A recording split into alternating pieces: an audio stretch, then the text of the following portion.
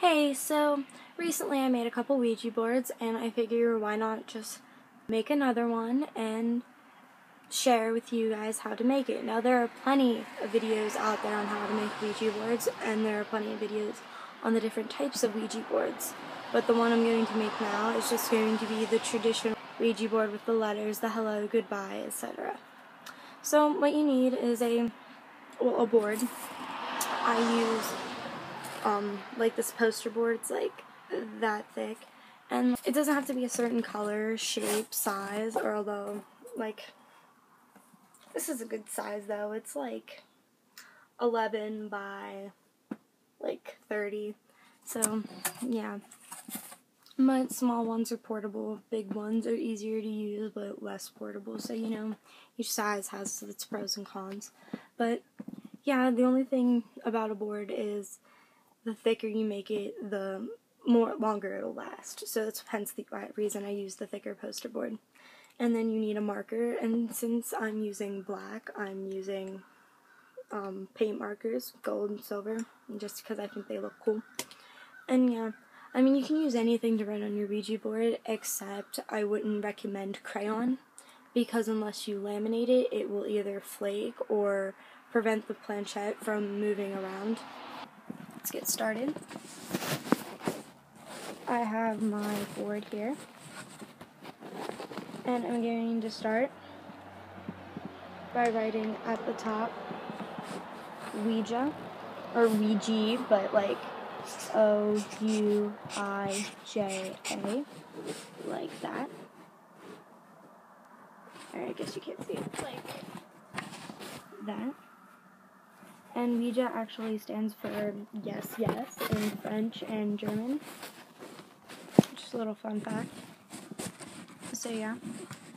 And then I'm going to pick a different color, but like you don't have to use two colors, it doesn't matter. And I'm going to start with the top row of letters. I'm going to make them curve upward, and I'm going to go A through M, because that's what I've traditionally seen. And you want to make them about this size. Like, I'd say that's about 1 inch tall. And I'd say you want to space them decently apart, because you need room to tell where the planchette is. So I'll just continue that. Then you want to move on to the second one, which would be N through Z. My Z kind of turned out like a 2, but yeah. So that's what you do so far. You can also do numbers. They are optional, but they're an option. So you can go ahead with your 1 through 9, 0.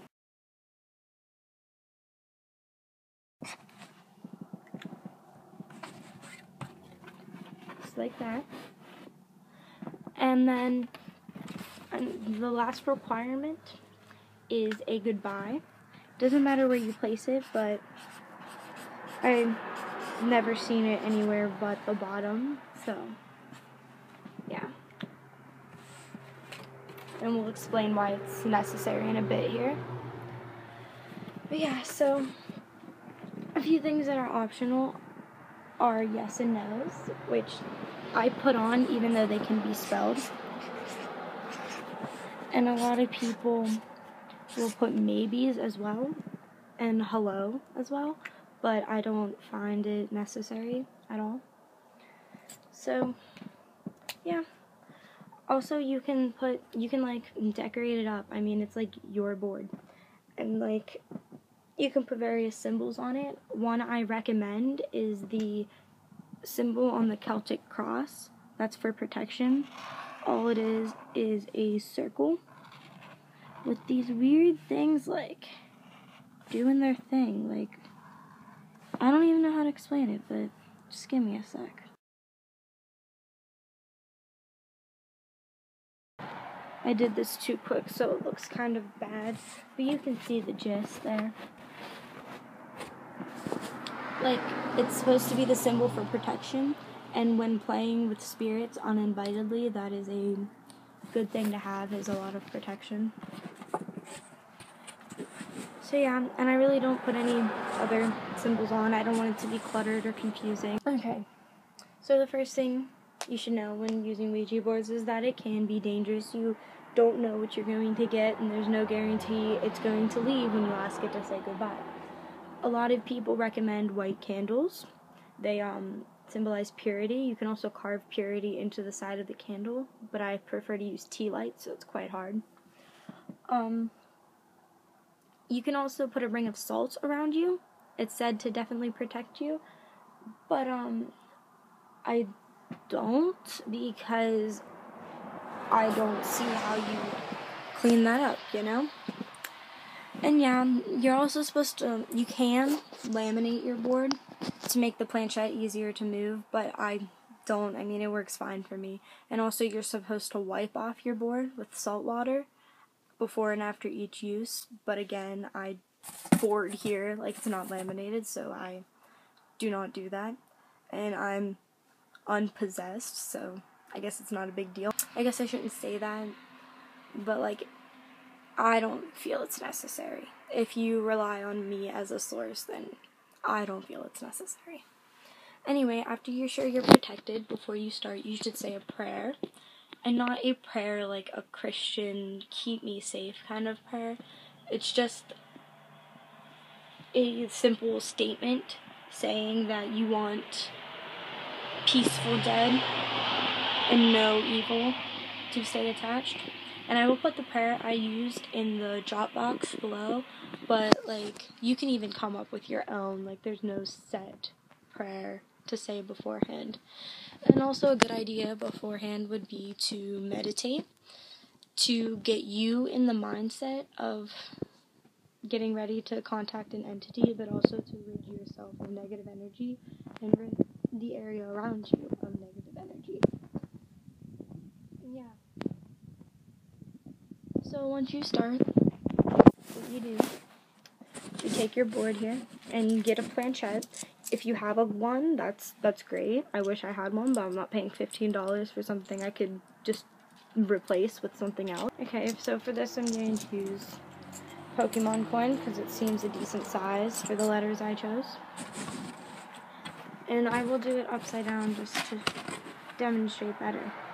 When doing this, you're supposed to have a nice posture, sitting up straight, so that you don't look like you're in a I'm not phased sort of deal. You don't want them to think that you're afraid of them, and you don't want them to think that you don't care about them. You want to show them you have power. What you do is you say your prayer, and you move this lightly around the board, and then you stop somewhere, which is the middle, whatever. And then you wait. You have to clear your mind. You can't want it to move. You can't make it move. You have to wait. And eventually it should like move itself. It should move through you subconsciously.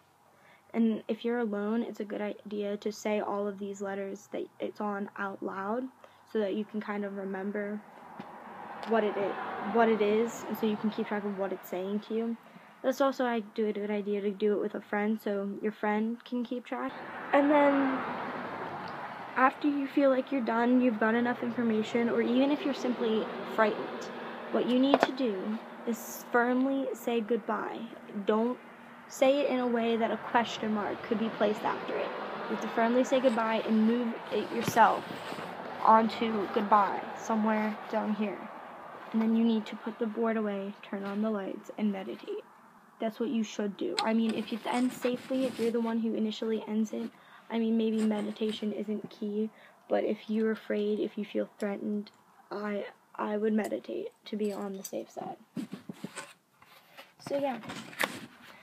Now, a lot of people say that Ouija boards aren't legit. It's just the ideomotor effect, which is like subconscious movements that you make, obviously without knowing, and which is true. Like, it happens. Like, you subconsciously, if you want something enough, you can make your hand move to it without knowing. Which is why, if you're trying on the Ouija board for more than 15 minutes, you should put it away and wait till another night. Because eventually you're going to yearn for it so much that it might just end up moving by itself. So yes, I believe that happens, but I've also seen enough evidence to believe that Ouija boards do work too. So it's up to you to judge whether you feel like you're talking to something or whether you feel like you're doing something. You just have to use your best judgment with that. And stay safe. Yeah. Blessed be.